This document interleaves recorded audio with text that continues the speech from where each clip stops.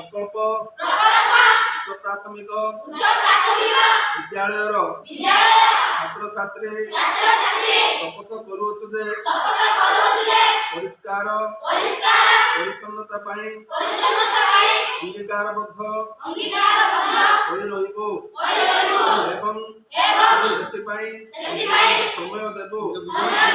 ସର୍ବପ୍ରଥମେ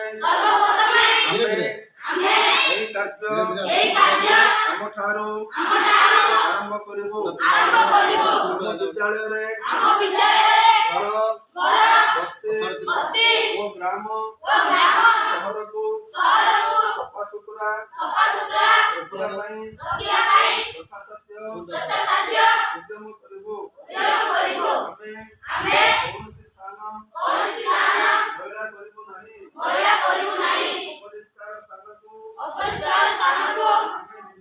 ଆମେ ନିଜେ ଏବଂ ଅନ୍ୟର ସାହାଯ୍ୟରେ ସଫା କରିବୁ। ସ୍ୱଚ୍ଛ ଓ ସୁସ୍ଥ ପରିବେଶ ଗଠନ ଆମର ମୂଳ ଲକ୍ଷ୍ୟ।